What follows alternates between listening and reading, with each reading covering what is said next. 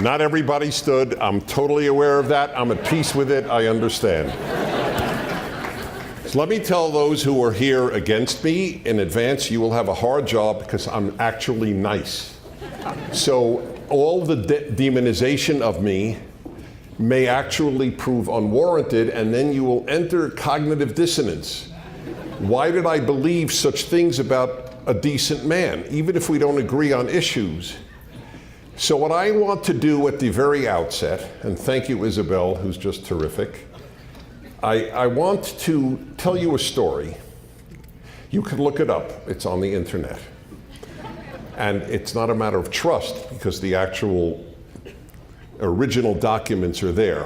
When I spoke at the University of California at Santa Barbara many years, not many, about 5 years ago, and I spoke about Islam. So I was called a bigot and an Islamophobe and all the, the 6 herbs: sexist, intolerant, xenophobic, homophobic, Islamophobic, racist, and bigoted. So that's the usual. So the guy who wrote the column saying, how could UCSB invite such a bigot to our campus?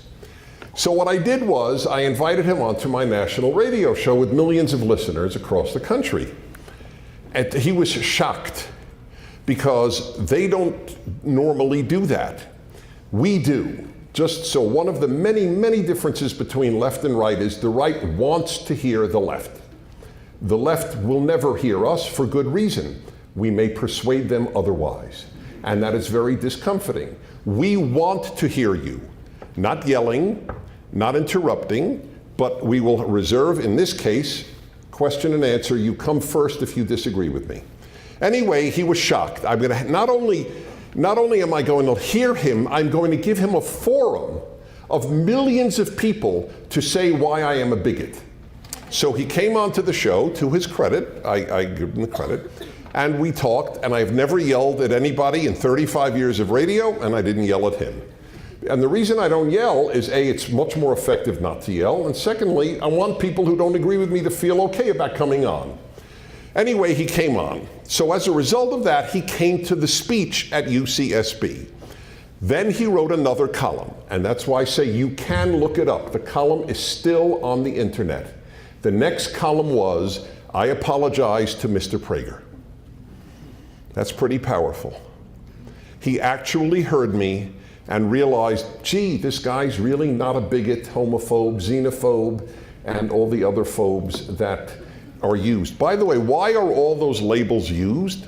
The labels are used so that one doesn't have to interact with ideas. That is the entire purpose. We can dismiss you without ever arguing with you. That's the only purpose of it. None of them are valid, but if you are indeed all of those things, why debate you? Would I debate a Ku Klux Klaner? What is there to debate about? If you truly believe whites are superior to blacks, there's nothing to debate about. You're so perverse that it's like telling me 2 and 2 is 6. I'm not going to debate someone who says 2 and 2 is 6. So that is the understanding of what is done when we, who are normative conservative, are labeled all of these things, so as not to deal with what we have to say. But I will deal with what they did have to say. So I will read to you from the Rocky Mountain Collegian. Several current and former Colorado State University students went to the floor of the Student Government Senate Wednesday night to express their displeasure at the use of student fees to bring Dennis Prager to campus October 29th, tonight. Luce Stone, a junior anthropology major, who, by the way, like I don't know, by the way, this is not meant in any way to be sarcastic. I wish I did. I looked up pictures. I could find nothing. I don't know if Luce is male or female or non-gendered. So I can't know what to say, he or she, but I can tell you that we did twice invite Luce Stone onto my radio show. For the record, I want you to know that. A junior anthropology major and employee at the Women and Gender Advocacy Center was the first to speak about Prager's upcoming visit. Stone, concerned with various views of Prager on the LGBTQ community, Islam, and women's issues, questioned whether bringing someone who has those views should be brought to campus. Quote, free speech and debate are key parts of college campuses, but, I always love a but, after students who say, oh, I'm for free speech, but, and then add, for example, not for hate speech. So here is something you need to know. Nobody has a problem, no one, with free speech for love speech. The whole point of free speech is that it allows what you consider to be hate speech. Otherwise, there is no free speech. If you are the determiner of all that is to be considered hate speech, you are a self-appointed guardian of everyone's ears. You are frightening, not the people who you are banning. You are the frightening person. You are acting in a way.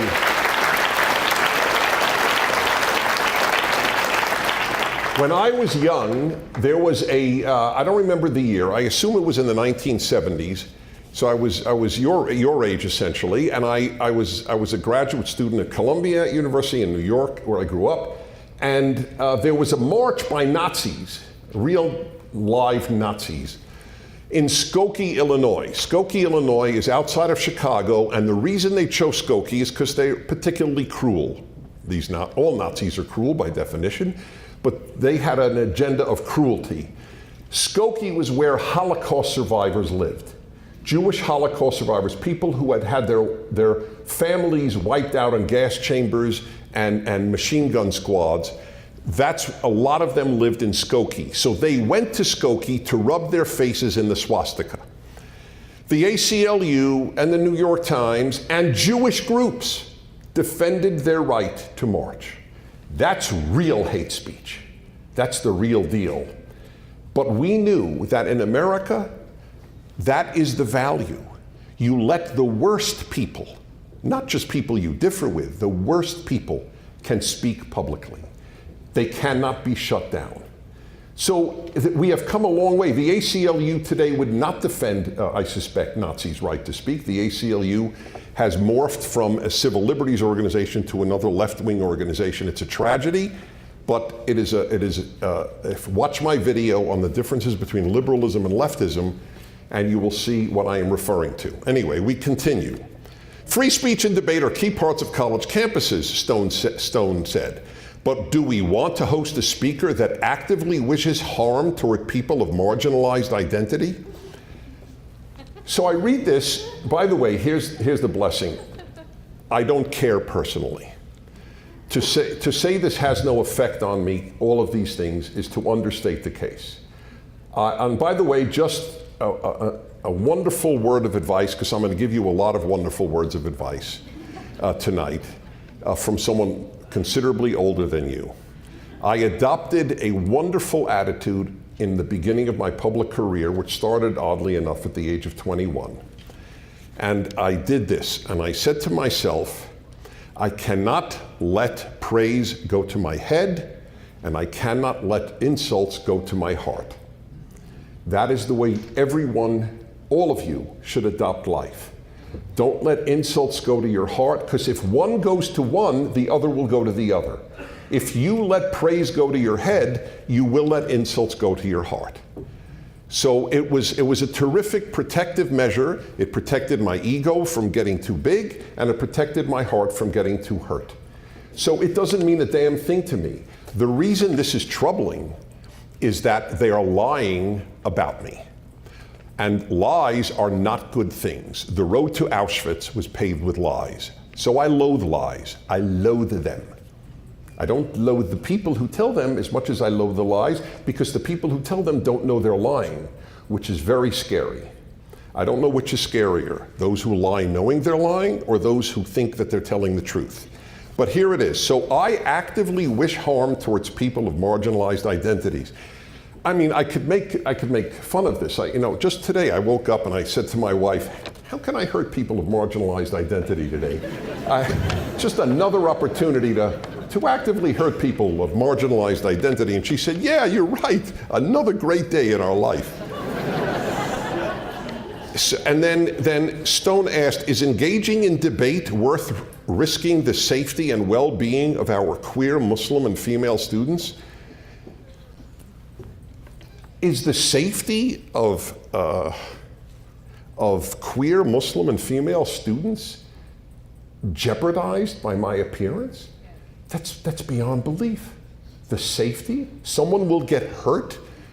Some queer Muslim or female student will be hurt because of what I spoke about? My life, as corny as it sounds, has been dedicated to goodness. The thing I most care about is people treat each other good. That everything else to me is of secondary concern. So it's like living in a world of absurdity.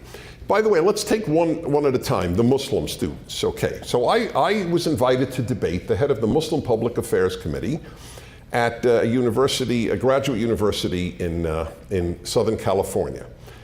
So you have to understand, these are the protectors of American Muslims. It's one of the biggest Muslim American organizations, Muslim Public Affairs Committee. Why would they agree to debate me if I endanger Muslims? So the people who wrote this, or this person, they are more protective of Muslims than Muslims are. Muslims invite me to speak. I'm invited to mosques. How is that possible? And in the debate, I said to my Muslim adversary, the topic was, does Islam need a reformation? I said yes, he said no. Fine, it's a totally fair debate. I even said, in my opinion, the historical record is not that Islam has been a religion of peace. And he said, well, I don't agree. He didn't, and we went to dinner afterwards. Do you understand? We went to dinner after I said what I just told you. Somehow he didn't even bring a food taster with him. I just want you to know that. He somehow felt he would survive the dinner. The absurdities of this, it doesn't bother me. Aside from it, it's the absurdity. It is a level of sickness. What else here? Queer. Okay, queer. So that includes gays. So just for the record, I and my wife are godparents to a gay couple's 2 children. Is that exactly endanger gays? What exactly in my life has endangered gays? I am opposed to same-sex marriage. That is correct. I'm a religious Jew. I take the Bible as my guide. I believe that God ordained a world in which the only marriage is ultimately between a man and a woman. That is my belief. That's it. You can disagree. You can hate it. That has been the definition of marriage all through history in every civilization. We changed it, and that's it. So we changed it. Dave Rubin, was that the video you saw? Because I couldn't hear anything back there. So Dave Rubin is gay. Why would a gay guy married to a man make a video for Prager University if I endanger queers, if I endanger gays? Why would I have a married gay man make a video for Prager University if I were anti-gay? That would be the ultimate idiocy. I am giving the imprimatur of Prager University to not just a gay man married to a gay man. And we go to his home for dinner. Isn't that amazing? No, it isn't amazing. It is only amazing to the sick people who charge me with these things, and it is sickness. It's moral and psychological sickness. There is no truth to it. It is pure lie. What's the next one? Okay, the next one was female. Oh God, I endanger female students. I don't even know what they're talking about. I have a thought, and I'll come to that in a moment. But I want to tell you something about this endangered female student thing in general, that the university, and boy, to get me to defend universities takes a big, tall order. But the university is charged with being a rape culture.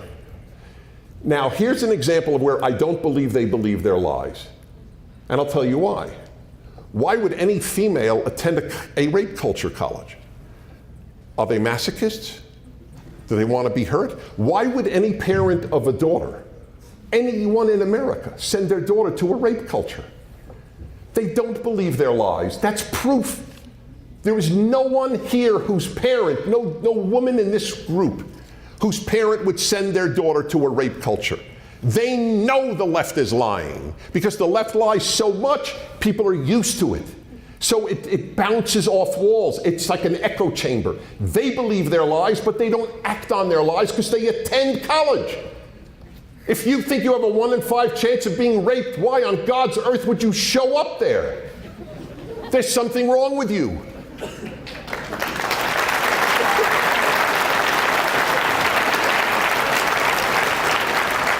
The parents know it's a lie, the universities know it's a lie, and the students know it's a lie.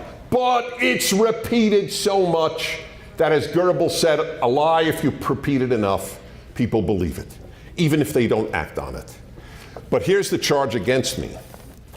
Because and it even says it here, I think it's in the article, I'm coming to the end of it. So let's see, Alex Scott, Jr., Natural Resources Management, also spoke about his disappointment in bringing Prager, that's me, to campus. Having ASCSU splash their logo across Dennis Prager's advertisements for his speech and his advertisements for his ideas is beyond the pale. Beyond the pale. I mean, think about that. What would bringing a really terrible person be? If I'm beyond the pale, are they beyond 2 pails? Are they 3 beyonds? It's amazing. To ask these women who have survived sexual assault, who now have this trauma as part of this lived experience, to walk to class knowing that their money is being spent to bring a man who believes that women in marriages should never deny their husband sex, that we should ignore sexual assault victims. I don't even know what that's, I know what that's from. Now you do, it's from the Kavanaugh hearing. That we should ban homosexuality because it makes culture great is beyond the pale. So I'll take all 3. Okay, the first one. So let me tell you a very good lesson about how to read articles. When people write an article and they quote someone, if there are no quote marks and the source is the person themselves, not something written about them, the odds are the writer made it up, which is exactly here. So just for the record, I have never in my life said, written, implied, or hinted that women in marriages should never deny their husband sex. I'll tell you what I did write, because I'm proud of what I wrote, and you have no idea how many women and men have thanked me for better marriages. So I wrote, and it's on the internet. I write a column every week. I have for about 20 years. And I wrote about, I don't remember the title, but it was about when, oh yes, it was titled, yes, I think I do, When Women Are Not in the Mood, or When Wives Are Not in the Mood, one of the two, I don't remember. So here is what I wrote, and I have some basis because I have done for years a male-female hour on my radio show, unbelievably honest talk about men and women. People call in from all over the country, in fact from the world, because it's on the internet. And we talk about, really open talk about marriage. And as I say every time, it's Wednesday, the 2nd hour of my show, as I say every time it opens, I'm not a woman fan and I'm not a man fan. There are disgusting men and disgusting women and wonderful men and wonderful women. I don't root for either sex. I root for the sexes to get along better. That is the purpose of the male-female hour. So I realized, talking to so many people and getting so many emails, that in case you didn't know, because you're in college and you don't learn reality, but in reality, there really is, for most marriages, in most marriages, there is a disparate sexual impulse in men and women. This is a generalization. Let me explain what generalization means. It doesn't mean always or all. It means usually. Okay?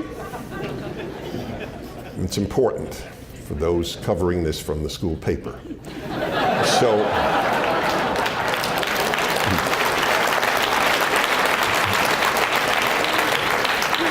generally speaking, men want sex more often than women do. Like 24/7. Okay? That's the general rule. Men are animals. Women are right when they say men are animals. That is correct. And I'm one of them. I am a man, men are animals, therefore I am an animal. I understand. It's Aristotelian logic. Okay, fair enough. Generally speaking, women need to be in the mood. That's true. So what I wrote was, if you love your husband and he is a really good man, you might want to consider, if you could shut your phones off, that would be great, thanks. It's so rude. It's really so rude. Oh, it's okay, if it's intentional, okay, it's a profound protest. It's profound. They let their phone ring. Right. Okay. So what I wrote was, if you and it was a big if you love your husband, if he's a good man, don't let mood be the only thing that determines whether you have sex with him. That's it. That's it. That was what I wrote, because it means so much to him that for most men it is one of the chief ways you are expressing how much you love him. And if he is faithful, he can't have sex anywhere else. So give it a try. That's it. That was it. By the way, it is really, I wish I could video the number of couples who come to speeches or even see me at airports. And it's the couple, a husband and wife, and they say, just want you to know, I want to thank you for your male-female hour. It's really made a difference in our marriage. And I look at the guy, I swear to you, every time this happens, and I go, sir, you owe me. And he goes, I sure do. And she goes, he sure does. For that, I have been, for that I am accused of being anti-female and pro-marital rape. Okay, just so I wanted you to know the context. You could read the article. You'll see if what I said to you was a fair summary. This is what all of you females, this is what's endangering your presence by my being here. Such horrific views. I have a theory, by the way, as to why people say these things. It's a very troubling theory, but I'll give it to you in a moment. Oh, and finally, we should ban homosexuality because it makes culture great. So this is all written, quoting some student here. Ban homosexuality. I will give $10,000 to any human rights group if you find where I say we should ban homosexuality. It's a pure lie. It's 100% lie. First of all, how do you ban homosexuality? I mean, aside from everything else, what are we going to have patrols in people's homes? I mean, what are we going to do? Gay patrols? I mean, it's so absurd. Why would I be the godfather of the parents of a gay couple if I wanted to legally ban it? What I did write in a 20,000-word essay on homosexuality and Judaism and civilization is that the Bible did something remarkable. In all ancient societies, all, not most, all, homosexuality was fine. And so you had vast amount of sexual energy in men toward boys, not pre-adolescent, but 15, 16, 17-year-old hunks of male, or, I mean, men are attracted to youth, whether it's male or female, just the way men are made. And so in Greece, for example, if you could afford it, you had a boy or a young man, and your wife was for making babies. The Bible came along and said, no, confine your sex, your sexuality, to marriage. Make the marital bed an erotic place. It's not just for making babies, it's for having sex. That's what was I'm summarizing 20,000 words, that's what I wrote. It has nothing to do with banning homosexuality. This is the first time I ever heard that. So the guy literally made it up. So that is the stuff that I am accused of. And in a nutshell, what I actually said. So I just wanted you to know. What do I want to do otherwise with you this evening? Because I take this beyond belief seriously. There are so many of you here, over 1,000 of you. Most of you were students. And so I think obviously through PragerU and writings, I have a chance to talk to you, but nothing in the world is like live. So what can I do? I'll do some political, but I want to do everything. I care about all of life. That's why I have a male-female hour. That's why I conduct orchestras. I love music. So I love life. And I've written a book on happiness, and I've talked around the world on happiness. I care about your well-being, as corny as it sounds. So I want to offer you some thoughts on life that you probably will not have heard at almost definitely not have heard at the university, and may not have heard anywhere. Number one is perhaps the most important, or tied for first with other things. You can't advance in understanding life if you don't know that people are not basically good. If you want goodness to prevail on earth, you have to know the raw material you're working with. Human nature is not particularly good. It's on YouTube, you can watch. When I spoke at Berkeley, they said, well, instead of giving a talk, would you debate leftist students? I said, that would be a joy, I would love to. So they took two of their best, and they were among their best. It was clear, you could watch it. And I debated two left-wing students at Berkeley.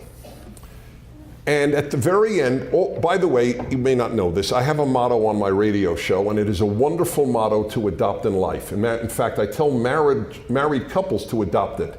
It'll prevent a lot of arguments. My motto on my show is, I prefer clarity to agreement.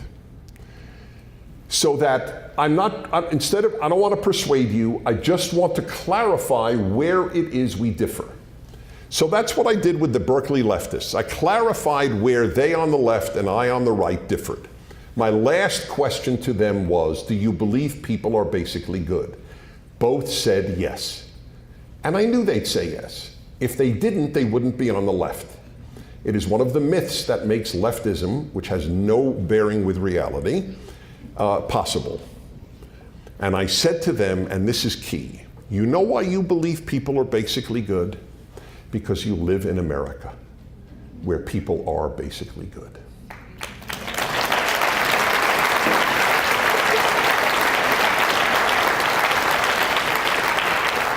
I have been to 130 countries and all 50 states. It's a lot of travel. I've been abroad every single year since I was 20 years old.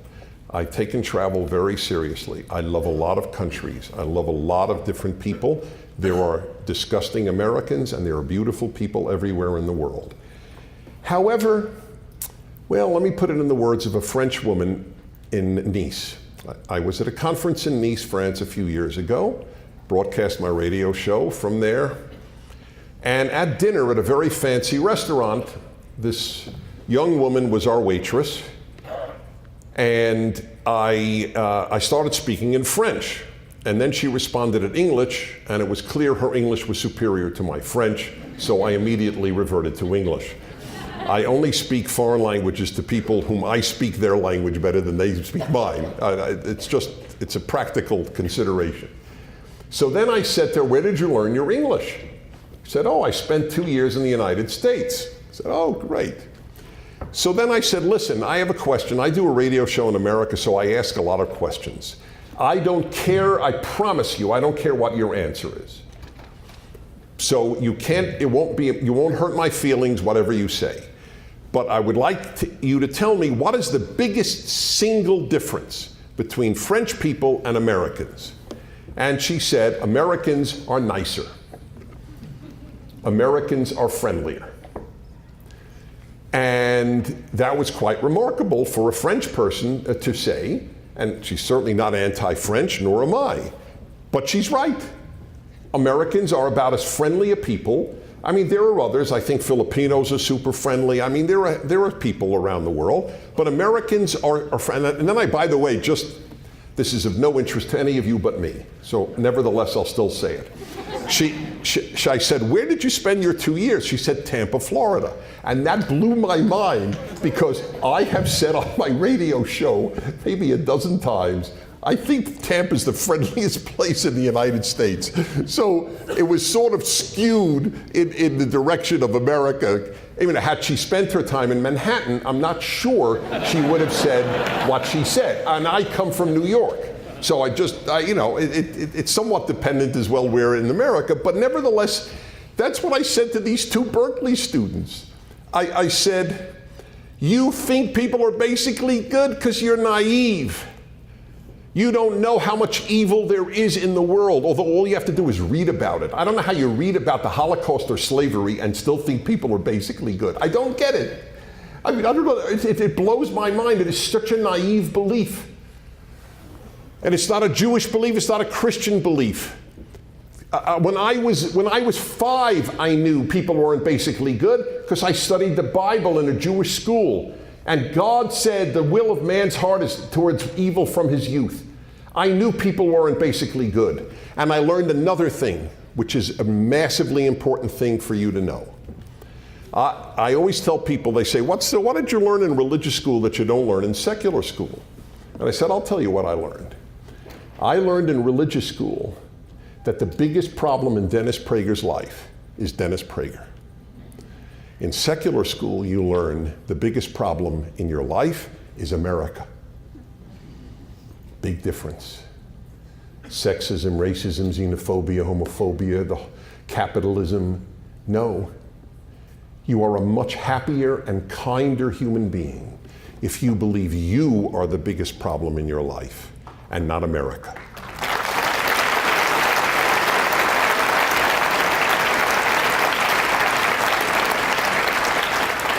That's a big one. That's a really, really big one. You have to work on yourself. The most important question a society can ask is, how do you make good people?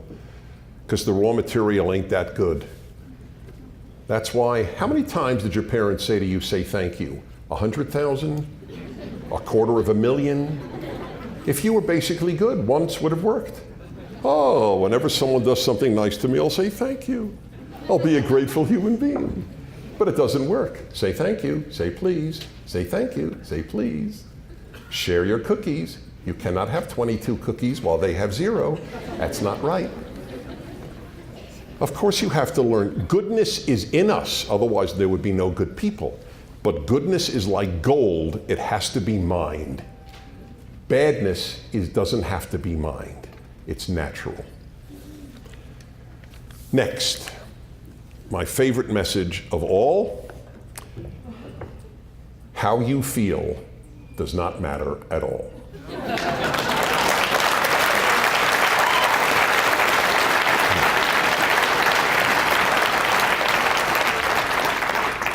The left is rooted on feelings. Gee, I feel this, I feel that, I feel that.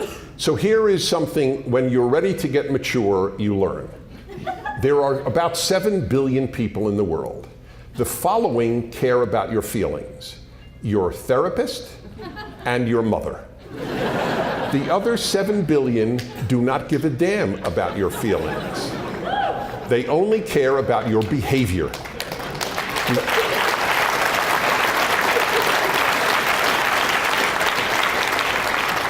Behavior is everything. Feelings aren't. Feelings are important because that's what distinguishes us from artificial intelligence. I agree. But it doesn't matter how you feel, it matters how you act. That is the reason. Why do people prefer Marxism, socialism, communism to capitalism? Because they say, well, capitalism is rooted in greed, socialism is rooted in altruism. Yes, but capitalism has been infinitely more altruistic. Capitalism has lifted people from poverty. It's the only economic system that has ever lifted people from poverty. Socialism spends the money that capitalism creates. So it doesn't do any good at all. No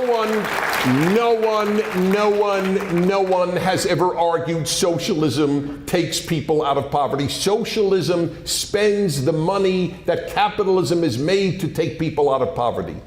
Without capitalism, we would all be impoverished. That is the only difference between the modern rich age and all of history, where everybody but the elite were poor. Capitalism was created in the 19th century, and that is the difference. But people who are preoccupied with feelings say, yeah, but people who want to make profit, they're the ones who believe in capitalism.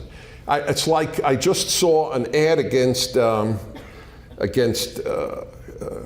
profit and medicine. A guy called me up, in fact. Guy called my show up. Come on, Dennis. You think it's good for people to make a profit from people being sick? I said, well, that's not the way I read it. They're making a profit from making people healthy. And yes, I love that. I want people to get very rich conquering cancer. That's exactly what I want.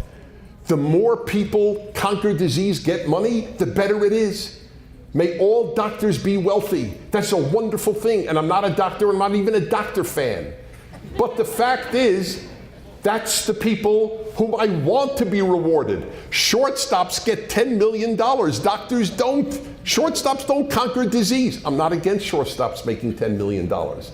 Okay, I just want to make that clear. I'm for a free society, so therefore shortstops will make more than doctors and nurses and teachers and other sweet people. But nevertheless, if we could reward people who heal us, isn't that good? Won't we get better people? If we get better shortstops for a lot of money, won't we get better doctors for a lot of money? Doesn't that make sense? Does anybody play shortstop out of idealism? You get paid. Yes, it is good to reward good. I like that idea. Why is that a bad idea? Back to the notion of people judging feelings. It doesn't matter. That is the most important thing in raising children. You feel, fine. How you act is matter. It goes in both directions. So if you can have the worst thoughts, if they don't translate into action, it doesn't matter. If thoughts alone get you to hell, I have a reservation. I have a special spot in hell. But I don't believe that. I believe God judges us by what we do. The 10 Commandments are about deeds. The only commandment that has anything to do with thought is the 10th, do not covet. But covet is a very special, unique thing. It doesn't mean don't be envious. It doesn't mean don't be jealous. It doesn't mean don't want. Doesn't mean don't desire. It doesn't mean don't lust.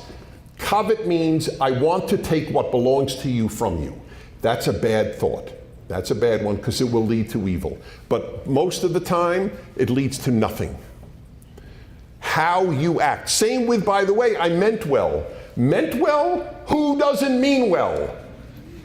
Seriously, what communist didn't mean well as they sent the 40 million people to the Gulag Archipelago?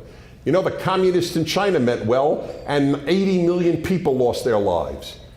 I believe, frankly, as a Jew, I will tell you this. I believe a lot of Nazis meant well. We're going to save Germany against the Jewish scourge because they saw all this propaganda about how Jews are vermin. Very few people mean ill. Most people who do disgusting things mean well.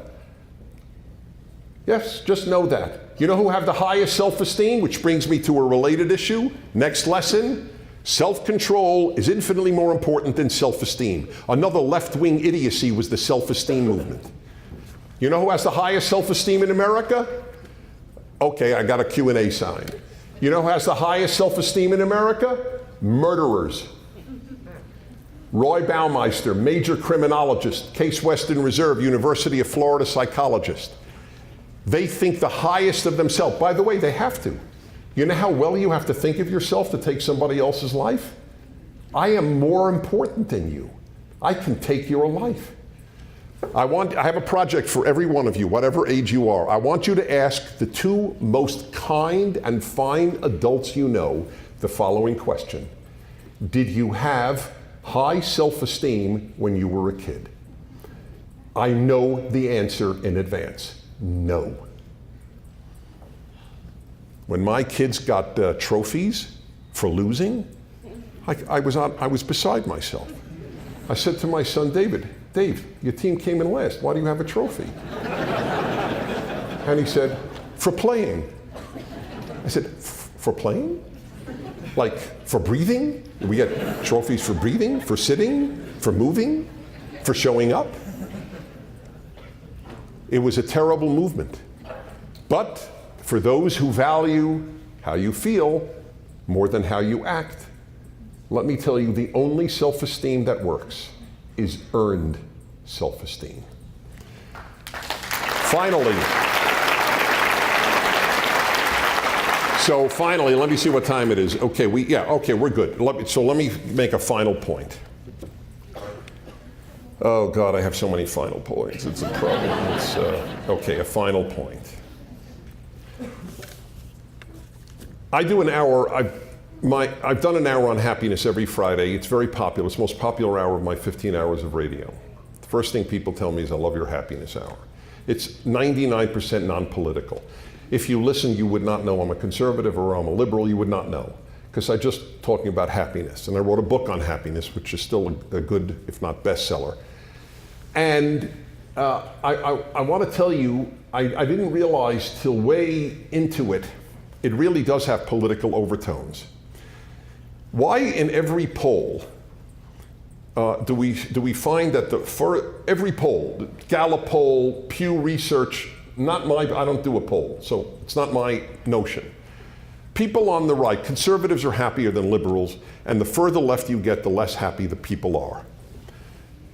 So is it that leftism makes you unhappy, or you're unhappy and therefore you embrace leftism?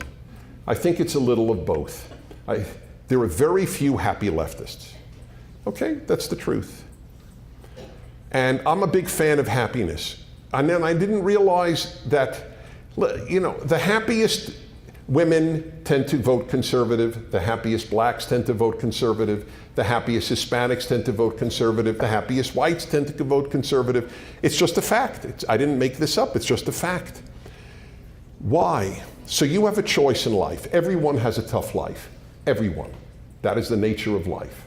Okay? So you have two choices. You could say, life is tough, and I will conquer this toughness, and I will prevail with happiness anyway. Or, in America at least, I can blame it on America. The reason I'm unhappy and I'm a woman is because of sexism and misogyny. The reason I'm unhappy and a black is because of racism. The reason I'm unhappy and I'm a Hispanic is because of xenophobia, et cetera, et cetera. The only men who have no excuse about being unhappy are white, heterosexual Christian males. And by the way, that's the group that commits the most suicide. They have nobody to blame. But the fact is that you are, if you do blame, you are an unhappy person. I have a chapter in my book, it's not political. It's called Happiness, a Serious Problem. I'm not trying to sell you a book, I'm just telling you what it's called. And in it is a chapter on seeing yourself as a victim. It's guaranteed to make you unhappy. No one in the world who sees themselves primarily as a victim is a happy person. What the left has done, and this is one of my biggest indictments of the left, not liberals. Liberals are different from leftists. I have a whole video on that. My biggest indictment of the left is that they have increased human unhappiness. That is really what they have done. You're a woman, you are a victim of men, you're black, you're a victim of whites, you're a victim, you're a victim, you're a victim, you're a victim, you're a victim. That's what this whole thing was about. I mean, to say, my coming here will endanger all these people, is that pathetic? It's just pathetic to say that. And all it does is teach some of those people, not most, some, poor me, poor me, poor me. You know what they say in the 12-step program? Poor me, pour me another drink. That's what they have learned. The more you say poor me, the more likely you are not to become sober and happy. These are some lessons of life, the antithesis of so much of what you learn here perhaps, and certainly the antithesis of what goes today for what is called progressivism. I want you to be good, I want you to be happy, and I want you to know how lucky you are, as I am, even after the Pittsburgh massacre. I am the luckiest Jew in Jewish history. I wrote a book on anti-Semitism. I taught Jewish history at Brooklyn College.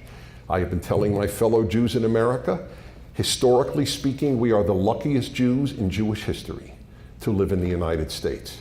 But guess what? You're the luckiest blacks and the luckiest Hispanics and the luckiest whites and the luckiest women too. Thank you very much. Thank you. Thank you very much. Thank you. Thank you. Thank you very much, everybody. Thank you. Thank you. Thank you. Thank you. All right, time for Q&A. And just as a reminder, if you disagree with the speaker, please come to me first. Yep. If you disagree, love to hear from you. There's a mic up here, so I think you should come up. Yep. I had the privilege of meeting you one time at the Chipotle on the corner of Ventura and Laurel Canyon. I'll never forget it. So, from my father's side, I'm Puerto Rican, Spanish, Basque, and French. on my mother's side, I'm Scots, Irish, English, Danish, and Dutch. When I went to high school in the mid '90s, all the black kids would use all the racial expressions as a term of endearment towards the Hispanic kids. All the Hispanic kids would call all the black kids all the racial slurs. The white people wouldn't call anybody anything, and they would call us hunky and cracker and all this stuff, and we were just like, we can't say anything.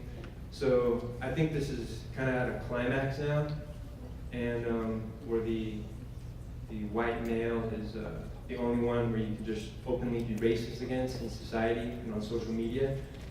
Do you think it's going to come to an end soon?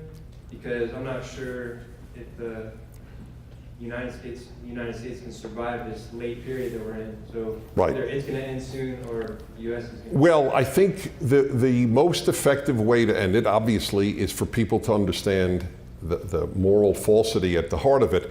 But also, frankly, and I haven't talked really much politics at all, but if the Democrats, who have evolved from a liberal party to a left-wing party, if they win, they will learn these tactics work. If they don't win, then they may have to rethink the division of America, that you're all hated by whites, you're all hated by men, patriarchy and misogyny are rampant, and so on. They assume that will work, because if you could tell a black, listen, whites are racist, your only protector is the Democratic Party, if enough blacks believe that, then it's very effective. But if more blacks don't believe it in the next election, they may eventually have to stop this type of hate talk. It is hate talk, and it's falsity. Whites don't hate blacks. I mean, it's just a lie. This country, I say it over and over, and blacks who come from Africa, by the way, here's a statistic. If you learned this in any class here, I will put that professor on the radio, make him or her famous, and give them money. More black Africans emigrated to the United States willingly in the last 40, 50 years than came over on slave ships. It's way more.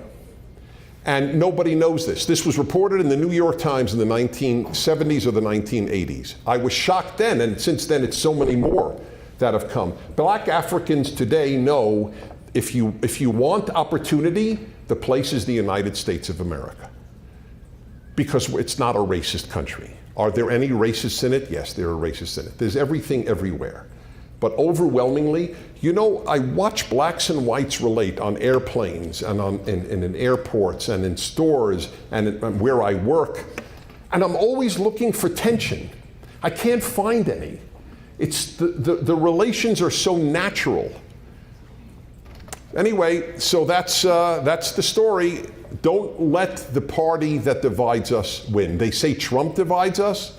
Nobody divides us like the Democrats and the left. Nobody. And this precedes Trump. Okay. Please, who's next? One more thing real quick, sorry. Limit your questions, so like the background, so more people can ask questions. Yeah, by the way, just from my perspective, I don't care if you make a statement or ask a question, I just care that it's brief. Okay. Good evening, Mr. Prager. Thank you for coming. Right. My name is Bill. I've been waiting to ask this question for 4 years. This is kind of a softball question. You have written books and traveled a lot and met tens of thousands of people. And I'm thinking of an individual that wrote a book about Islam history, pointing out that Islam has been very violent in its beginnings and not peaceful. This is a gentleman who wrote a book, this is a gentleman and his wife who were missionaries to Jerusalem in the 70s and 80s. Their names are Ron and Carol Cantrell. Okay, I'll look it up. All right, thank you.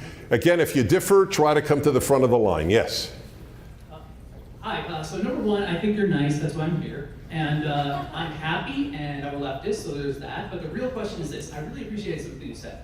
So, why would women come to college campuses if they're rape cultures? Very good point. But why would conservatives come to college campuses if they're Marxist breeding grounds? Well, first of all, I know this may sound bizarre to you, but we conservatives do not consider hearing left-wing views the equivalent of being raped. And women aren't afraid.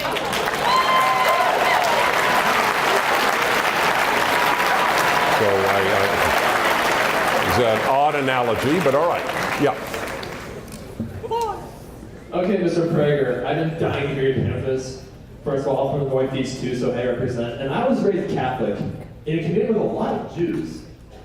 Like, despite the Republican Party being the one who keeps sending all the aid and all the money to Israel, why is it that it seems that for every conservative Jew that I've met, like you, there seems like 24 other liberal ones? Yeah. It's not actually 24, it's 2. But you're right. 2/3 of Jews are left of center, and about 1/3 are really leftist. As a Jew who's written 2 books on Judaism, writing a Bible commentary right now, volume 2 is coming out, and who's fluent in Hebrew and deeply goes to synagogue every week, I know Jewish life real well. I know Jews real well. It's a very complex answer. In a nutshell, the Jews who are most religious are in fact conservative. The Jews who would say God is the author of the Torah, the first 5 books, that's what we believe is divine, or traditional Jews do, they are overwhelmingly Republican in their voting and overwhelmingly conservative in their values. The further Jews leave from a God Torah to a man-made Bible and to atheism, the more they're likely to go left. So, by the way, this is also true with Protestants and Catholics. The Pope of the Catholic Church is a leftist. I don't say this with any joy. I wish it weren't true. He has Catholic theology and leftist values. As I've said for years, leftism has been the most dynamic religion in the world for the last 100 years. It is a secular religion, but it is just as much a religion as Catholicism, Protestantism, Judaism, Islam, and it has influenced Judaism and Christianity far more than Judaism and Christianity have influenced the world in the last 100 years. The number of rabbis, priests, and ministers who are leftist is extraordinary. The dividing line tends to be, interestingly, divine authorship of biblical text. The people who are, and there's a very good reason for that. We believe that there is a eternality to the text. If men wrote the Bible, men can change the Bible. If men made up religion, men can change religion. So, by the way, that's called like the living Constitution. It's the living Bible. Most Jews have veered from those traditional beliefs, but so have most Catholics and so have most Protestants. But they're not called Catholics and Protestants. Jews are. Even an atheist Jew is still a Jew because Jews are a people, not just a religion. So that, in a nutshell, is what has happened. It is painful that there were synagogues that sat Shiva when Donald Trump was elected. Sat Shiva Shiva means 7. In Jewish life, and almost every Jew knows this, even if they're not observant, in Jewish life for thousands of years, it goes back to the Bible. When an immediate relative died, you ceased doing normal activities. You sat, quote unquote, Shiva, 7.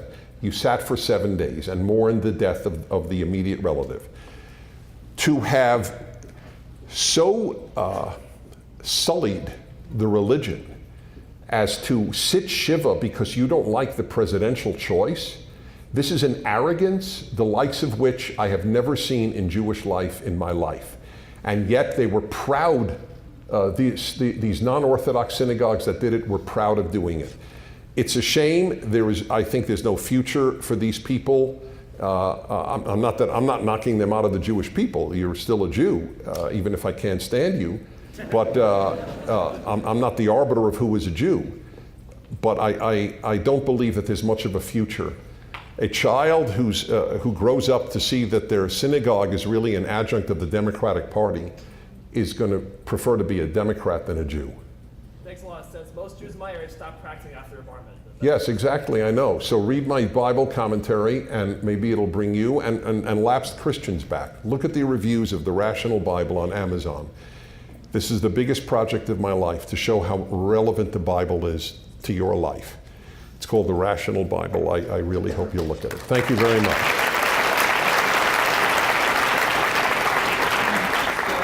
I just want to say I fundamentally disagree with a lot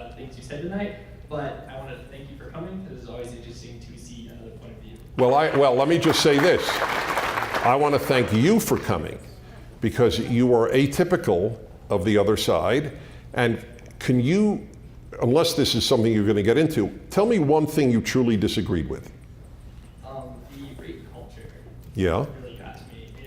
It happens. And No, wait. It meaning rape? Rape happens. Okay. And Do you agree with me that there's a difference between rape happens and rape culture?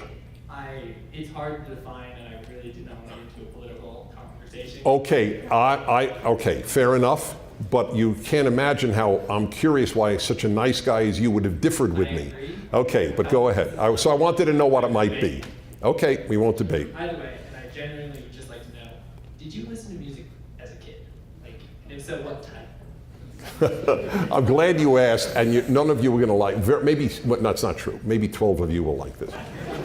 So you have to understand. I knew at a very early age I marched to the beat of a different drummer. I really wanted to be normal, so until 13, I tried to listen to pop music, and it didn't work. Although ironically, today my second favorite music is 50s rock and roll. Ironically, but it wasn't when I was a kid. But anyway.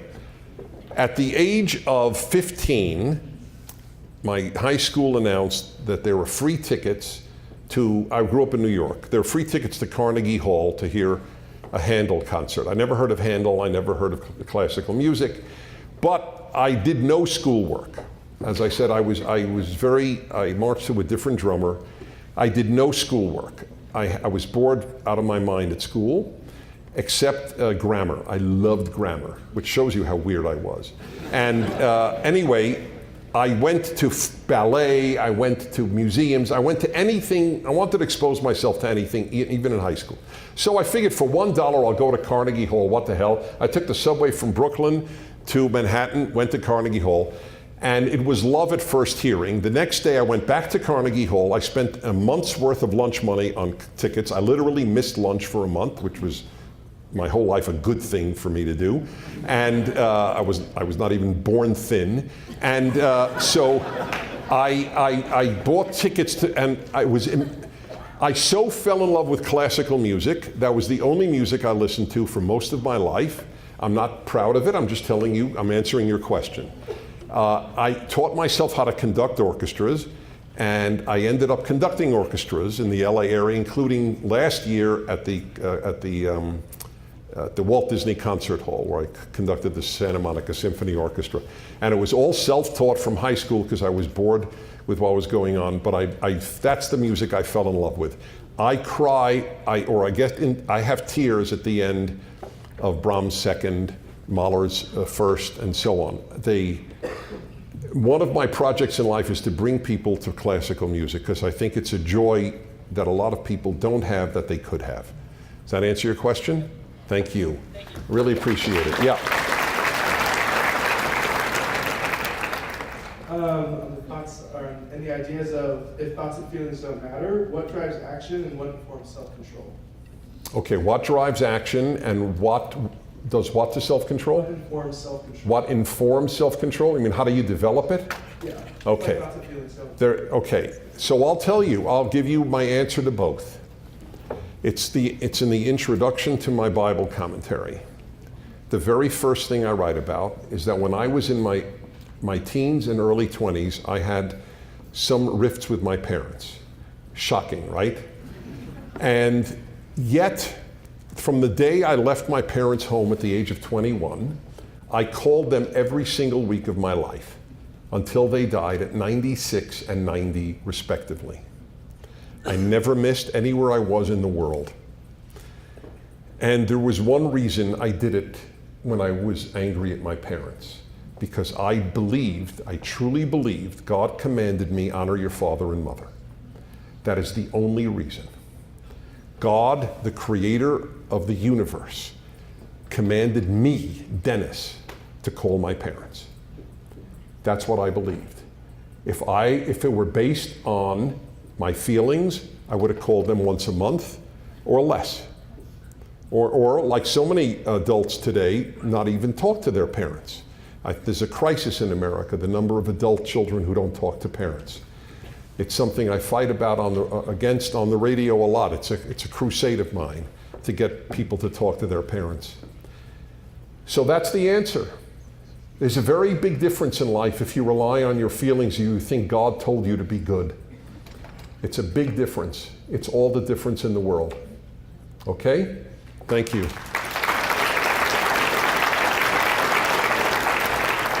Hi. Hi. So this question, I'm really interested in hearing what you have to say.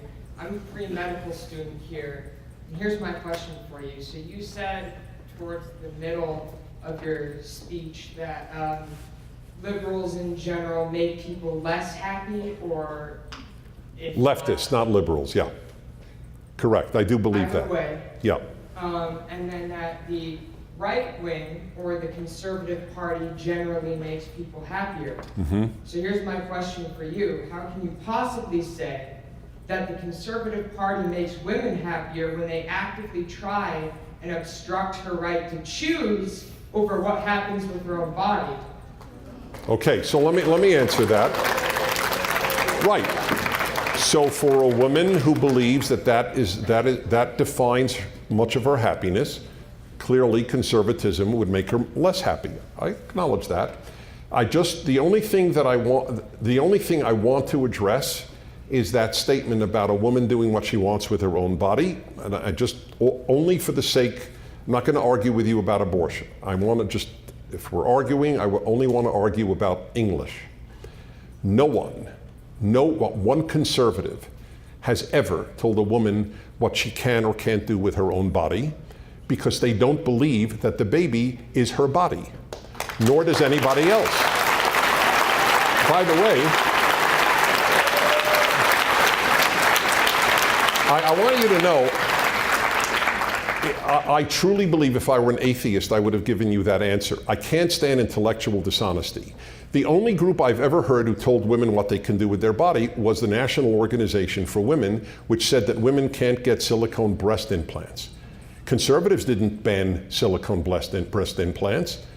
Liberals did, because they said it was dangerous. They didn't let women decide whether they wanted implant. Turns out not to have been dangerous. The whole thing was another liberal hysteria. But back to my point. When you don't have to answer me, because I don't want to put you on the spot, and I respect the fact that I have the mic and you're a questioner, so I don't want to bully or anything like that. So, but I can't believe that if you know a pregnant woman who wants her baby, that you would say to her, how's your body? You would never say, how's your body? You'd say, how's your baby? Because you don't believe the baby is her body. So what kind of moral compass is it? If I want it, then it's not my body. If I don't want it, it is my body. It's incoherent. It is morally and intellectually incoherent.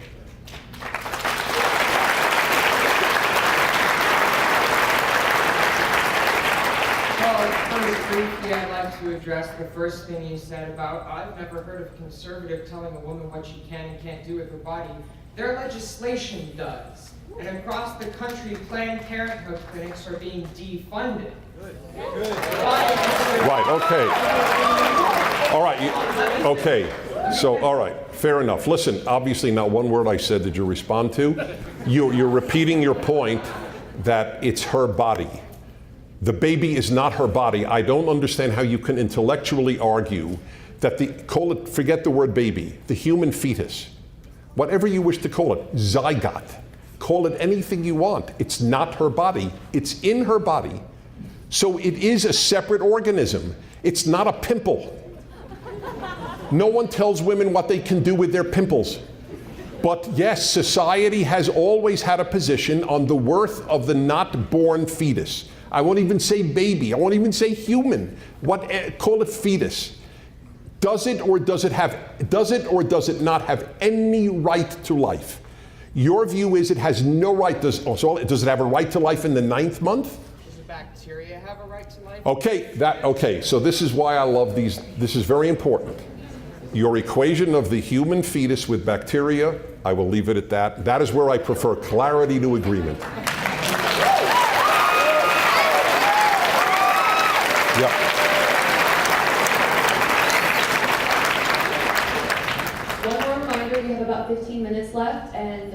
I would like to say if you have any burning disagreement questions, you can come to the front. And What about a non-burning disagreement? and please don't follow the questions. Hi. Hi. So I just wanted to address something that you said earlier, where you would never personally go out and harm, any of the groups that you mentioned, and of course that's true. But what would you say to kind of more extremist groups who interpret the rhetoric that you share and go out and commit violence on your behalf? Okay, give me an example. Well, like last year, when Charlie Kirk came and spoke, there were several altercations out in the plaza, and just a couple days ago, there was a woman who was screaming at a black student here to go back to Africa. Okay, what did I ever write or say that would convince somebody to say that to a black person? No. And I mean, of course, that you've never written anything like that. Right. People interpret your rhetoric, and then. Okay, so what did I ever say that you feel a normal human being, I can't speak for the mentally disturbed. So a non-mentally disturbed person reading, I've written millions of words, I've spoken on the radio for 35 years, and I'm not putting you on the spot, but can you imagine anything that I've ever said that would lead somebody to say that? Yeah, earlier when you said that blacks and whites get along perfectly. I didn't say perfectly. I said this is the least racist country in the history of multiracial countries, and by and large, blacks and whites get along great. I'm sorry, I asked such a good question you can't answer. Okay. All right, okay. Nothing like self-esteem on the left.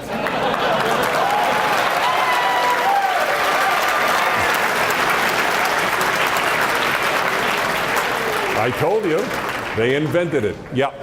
By the way, for the last questionnaire on this side, I wanted to tell them that the definition of zygote embryo means unborn child. Democratic Party doesn't want you to know that. They probably lose votes. But getting on to my question, I'm Titus McCotter, and I'm a huge fan of yours, but I have one huge disagreement, and my disagreement's so big because it's what's most important in my life in America, and I think in the whole entire world. I've seen Dr. Dino number 1 through 7, and Dr. Dino number 4, I believe it is. You all can look it up tonight. It's a lot about Adolf Hitler, and Adolf Hitler made a chart, and at the very top of the chart was the lightest skin. In the middle of the chart, he put Jews. He said the Jews are half apes. Adolf Hitler put the darker skin at the very bottom. Now my question is, he of course got his Nazi racism as a foundation of evolution, and all of evolution has to inevitably, invariably, inescapably have the lie of millions and billions of years. And many people believe in that because they get Genesis 1 and 2 mixed up, and they say, maybe, just maybe, God does not know how to communicate. Therefore, when he said, in the beginning God created, and he talked about 7 days, God doesn't know how to communicate. So maybe a day doesn't mean a single 24-hour day. So for you, or even for me, I know Hebrew a tiny bit, the word day has to mean 24 hours if it's followed by a number. Well, the first 7 days. Okay. All right. I don't know how this is related to anything, but no. I'm sorry. No. Time's up. No, it's not. And okay. This is my question. Wait. This is my question. If we have a giant tree of evil, and you see the branches are racism, communism, fascism, Stalinism, and these are the branches. Well, the phrase goes from Dr. Dino number 4. He goes, one hack at the tree is better than 1,000,000 hacks at all the branches. All right. Thank you. If that's true, why don't we attack evolution and millions of years? All right, because that's not the enemy. All right, okay.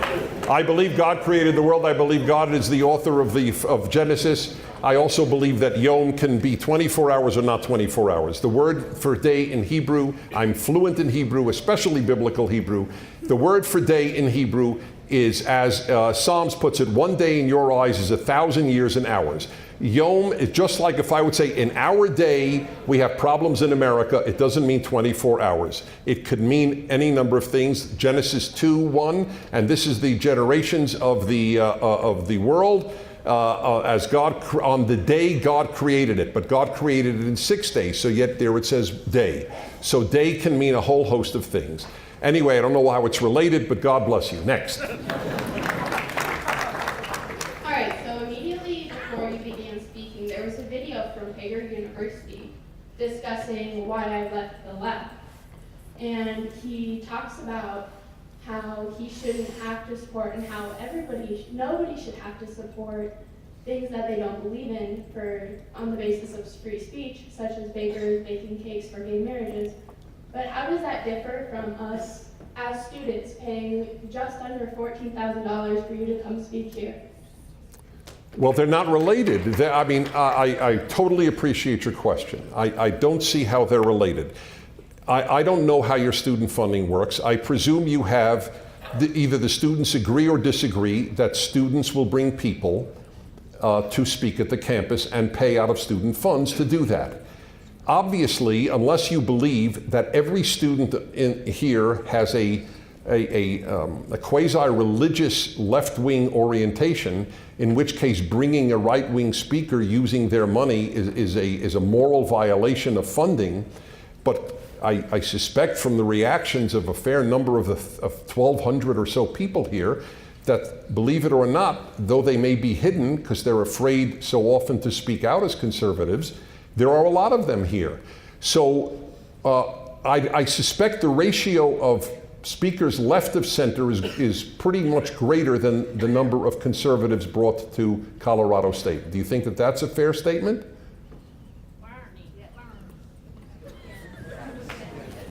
So I think it is fair to say that there's probably less conservatives on this campus, but what you said about student funding is interesting because the amount you were paid is just under the amount to vote on it. Right, to make it practical, So yes. you did not vote on it. Turning Point brought you here without. Well, so wait, do you?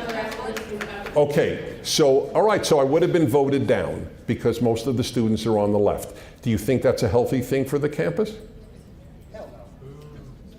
Yes.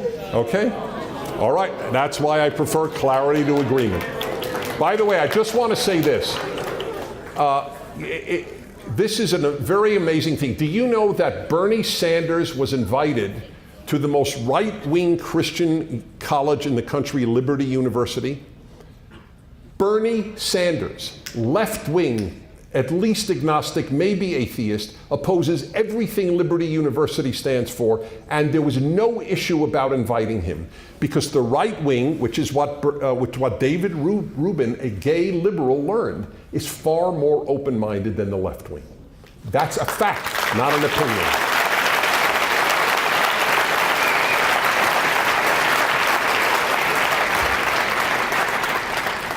I hate to interrupt, but we only have time for 3 more questions on each side, so we're going to have to cut off the line. Like I said, if you disagree, skip to the front.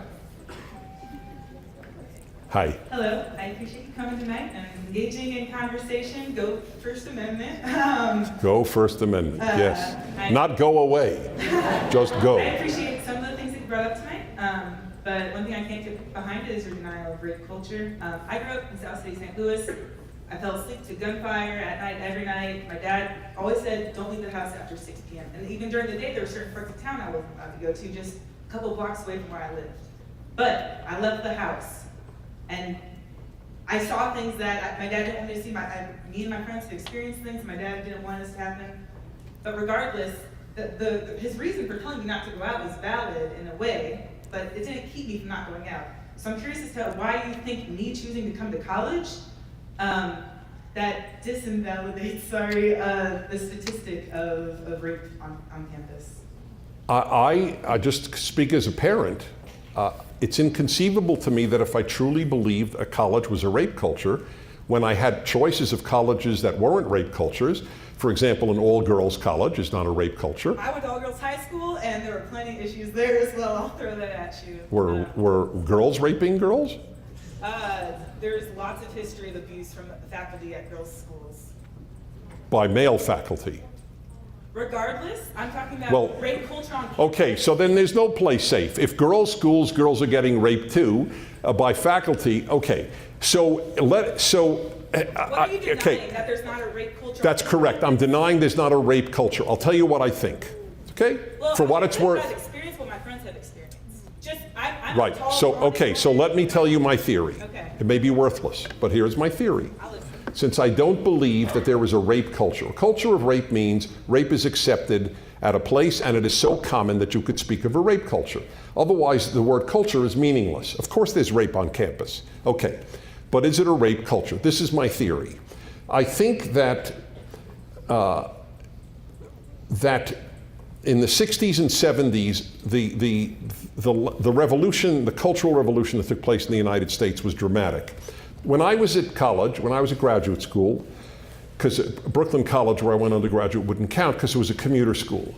But at Columbia, where I went to graduate school, there were girls' dorms and boys' dorms. The boys had to be out of the dorm by 10 o'clock at night, midnight on weekends. They could never go up to a girl's room. They could only be met downstairs. This was dismissed by the left as coercive, as dismissive, as patriarchal, and all the usual terms.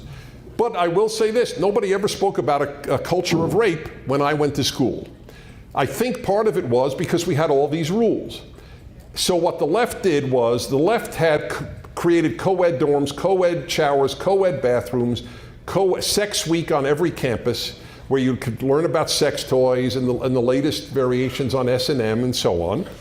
And so what has happened, and more important than any of that, again, this is my theory, and I may be wrong. But this part is not my theory. This is a fact. The feminists, which is part of the left, told young women, your sex drive is identical to that of a male. You can have hookups galore and still enjoy it, just like men can. Men are animals, and so are you. So just be driven by your hormones like men are, and things will be great. Turns out that for most women, some fine, but for many women, most, it doesn't work out great, the hookup culture. That they feel used, which in fact they were. And then what they do is they translate used into rape. Used is not rape. Used is used, and rape is rape. That's why I think the term has been created. I would add just that rape culture, I would simply define it as this mindset that men are able to take advantage of women when they want. I'm not referring to... What does take advantage? Wait. What does take it? Wait. Okay, this is worthy of... I've had multiple men throw me up against the wall thinking that was an okay way to approach me when I was sober and not in a co-ed dormitory. Right, but so aside from being assholes, they in fact did nothing to you. They threw you at the wall, which is disgusting. I agree. But it went... Yes, yes, it is a mindset, right? That's not a rape mindset. It's a coercive mindset. Did he rape you? Did he try to rape you? I'm a big girl. Okay, so if you were shorter, he would have raped you? Possibly. Okay, all right, okay. So, all right, look, well, I'll have to leave it at that. Fair enough. I told you why I think the term came about. I think that there is a lot of sex that women regret having had, and that is now defined. In fact, Ms. Magazine defined it. Ms. Magazine said rape is any sex a woman regrets the next morning having had. It's actually in Ms. Magazine. Okay. Thank you for being here, Dennis. My name is Aiden Duncan, and my question is, after seeing people, prominent Democrats like Hillary Clinton, say that it's not always necessary to be civil, or saying things like Maxine Waters declare that it's okay for people to go and harass members of Trump's cabinets in public, do you think that there's a problem with institutionalized violence among the left and in the Democratic Party, and what can we do about it? Well, that is the irony. Where are the left? Where are the right wingers going to Democratic politicians' homes and where they eat and screaming at them and cursing them? Did you see the actually quite liberal professor in Oregon at, what was it called again? It's got, anyway, it's Evergreen, yes, Evergreen State, thank you. And in Washington State, and there was a day where all whites were told to leave campus. The guy who's devoted his life to civil rights, even to left-wing causes, said, I'm not going to leave the campus because I'm white. What are you, nuts? And he is now out. There was so much violence against the guy. Everywhere he went, his car was stopped. He was told by the school, we cannot protect you, because he wouldn't leave the campus on a day where it was announced all whites should leave. And we don't do that stuff. We don't hound. If anybody hounded the worst left-wing politician, I would be so opposed to it. I would be embarrassed if conservatives went to a restaurant where Chuck Schumer was having dinner. I would be embarrassed. I would condemn them on my radio show vociferously. You disgrace my cause. But they don't disgrace the left's cause. Hillary Clinton said we'll be civil when we win back the Congress. She just said it. That's an amazing thing. But it's not widely reported because it goes against the lie that we're the violent ones. Just like the lie that they're the open ones. Just remember that. Liberty University, evangelical right-wing Christian university, invited Bernie Sanders. And we have people here who are against me coming to a public institution to lecture.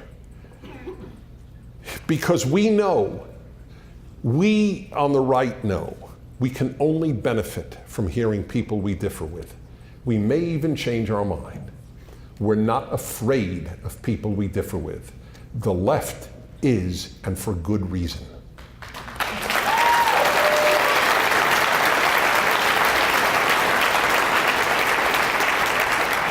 Hi.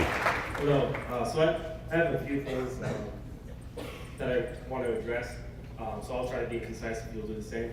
So a couple times you stated that happiness is, that people are more happy on the right side or conservative side than the left side. And growing up, I've learned that people don't have sources with their facts that sometimes... Oh, I gave you the source. So, every Pew poll, every Gallup poll, there is no exception to what I said, and I will come back to the campus for free if you find that what I said is not true. I'm not looking for what I know that's not true, so I'm happy. No, you don't know it's not true. You want it to be not true. I have made you a deal. I will come back for free. I live in LA. It's a schlep to Fort Collins, okay? I will come back at my own expense and for free if you find that polls do not show that conservatives are happier than liberals. Can you cite those sources? Yes, I just did Pew and Gallup. Do you want me to give you the date? Okay, hold on.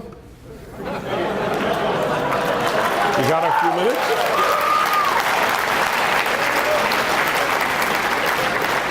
It'll take a minute. Enjoy your neighbor. Do you want me to take the time? Seriously? Okay, go ahead.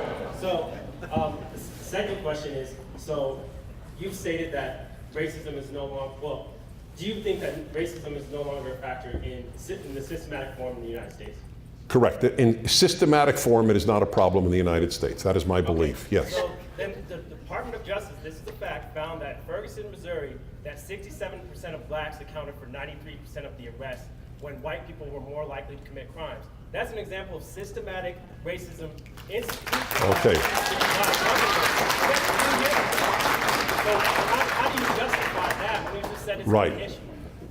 Okay, so this is a very complex question. There is a possibility that you may have both at work. And by the way, systemic means that part of the systematic organization of the country is on racist grounds.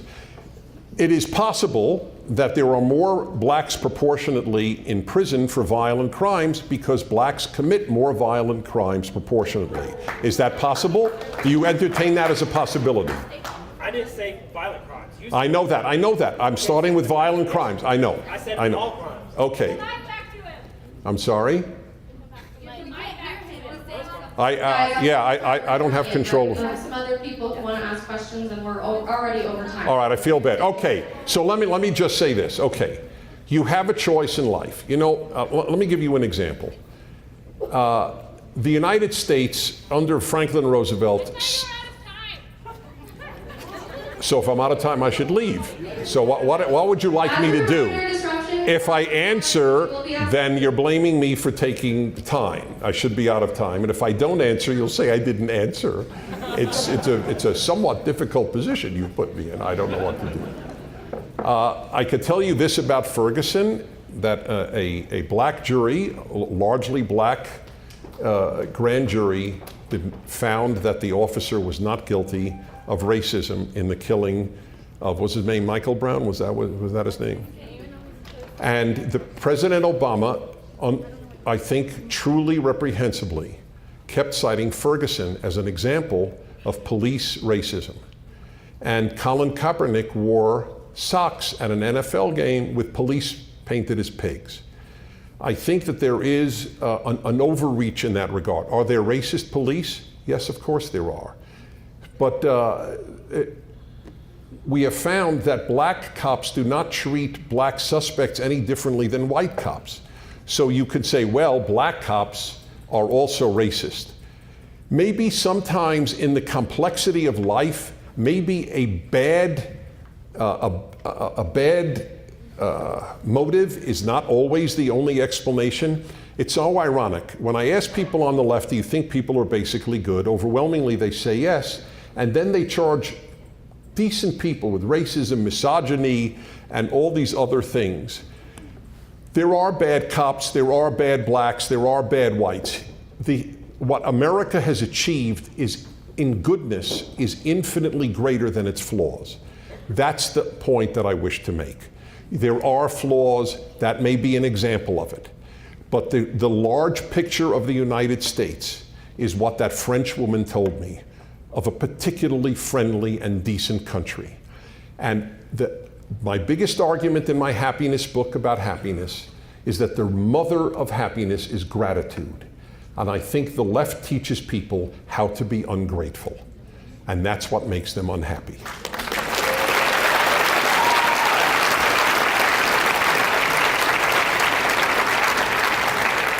Hi. Hey, hello. My Hello. name is Genesis. Hi. And I think the issue that lies with most people, or at least for me, is that all this thinking is really blocking perspective and actually seeing what is actually going on. You won't care to think about stepping in other people's shoes, such as women who birth children who are, children are a part of us, and also to people who are, people who are oppressed and are institutionalized, who face institutionalized racism and such systemic things such as racism. You guys don't see it because you're not in our shoes. You won't care to because of things like this. To think about things that don't happen to you. I understand your guys' progressive thinking and whatever, but progressive thinking does not, and it should not, try to put down or not care about or think about anybody else except for yourselves, because that's what you guys are doing. You guys won't care to look. Let me ask you a question. This is not an argument, I promise. This is truly my curiosity, do you think that the average white in America wants good for you or bad for you? I don't know, because not everybody's the same. I know that, I said average. Not everybody's the same. What is average? What is Average is, okay. Okay, do you think more than 50% of whites wish you ill or wish you good? I don't know. You don't know? No, I don't. Okay, I feel for you, I really do. Because I think it is a tragedy that you are walking through life thinking that white people have it in for you. I said white people, though. Okay, non-blacks. I never said Okay, who are you referring to? I don't categorize any. I'm sorry. Okay. No, I thought you did. You said that if you're not black, you can't walk in a black person's shoes. So I'm not black, so I'm asking you what you think. That's all. I promise I'm not arguing. Okay, I didn't say all black people, but I'm going to tell you right now, it's dominantly white. Right. So most whites do not wish you well. That is your belief? Yes. Okay. All right. That's all I wanted to know. So I can only say it breaks my heart. I'm not arguing with you. Nothing. It breaks my heart that you think that. I know that it isn't true. And just as I can't be a black, you can't be a white. I don't know any whites who wish black people ill. Not one. I am not a young man. I don't know any. I don't know where they are. You know, by the way, I know, see, in one little teeny weensy way, I can relate because I'm a Jew, and a Jew is a minority too in America. And when I have said my whole life, this is the least anti-Semitic country Jews have lived in, leftist Jews got angry at me. What are you talking about? You know how many Christians are anti-Semitic here? You know how many, Catholic kids would beat me up on my way to school? You grew up in New York, but if you'd have grown up as a Jew in Mississippi, you'd have seen how much anti-Semitism. I got the same lines, how anti-Semitic America is. So I know, but I'm a Jew, so there's not much they could argue. Well, I'm a New York Jew, so that ends all credibility, because there's so many Jews in New York, I guess. But nevertheless, I have had, my father, I guess, is it time to end? Because I have a sweet thing to end with. But okay, go ahead. I'm here for, hey, I can stay here all night. I'm fine. But we're not allowed, because you'll be charged more, and I will be the cause of that. Hi. Hey, Dennis. I was going to see if maybe we could end this on a happy note. So since you're such an optimistic man, as we know from your speech, what's it going to take for this country to get back on track and develop a national message that we can start to come together and overcome these boundaries of intersectionalism and tribal distinctions? Well, I have an answer. I mean, for traditional American values, for traditional Judeo-Christian values to prevail, that's the only thing that'll do it. Where people do not, for example, and this will bother some here, obviously, to have an America where race doesn't mean a damn thing, because that's what I believe.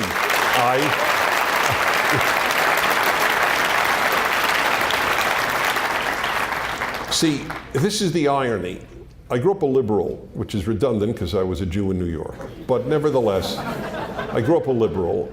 And the essence of the liberal view of race was integration, and race doesn't mean anything. There's only one race, the human race. That was the central liberal tenet on race. The University of California has issued a list of racist microaggression statements. One of them is, there's only one race, the human race. So the basic liberal tenet that I grew up with is now considered racist. Liberalism believed in integration. Leftism believes in segregation. A black dorm is a terrible thing, in my opinion. Terrible. Just un-American, unhuman, bad. I don't know what adjective to use. It's the antithesis of the American ideal. Your color means nothing. Nothing. I don't respect race. The Nazis respect race. I'll use the Nazi word for the first time tonight. Nazis respected race. The left respects race. But I'm not saying they have anything in common. I'm just noting that they have that in common. I'm not being sarcastic. They have that in common. It's a disgusting belief that you honor race. It's unhuman. I believe deeply in the God of the Bible, who created Adam. And I was taught in first grade in yeshiva, why did God create one person to begin all of humanity? So no one could say, my stock, my race is more important than yours. We all come from Adam. We are all in God's image. God is not black, God is not white, and that is all that matters. That's what I stand.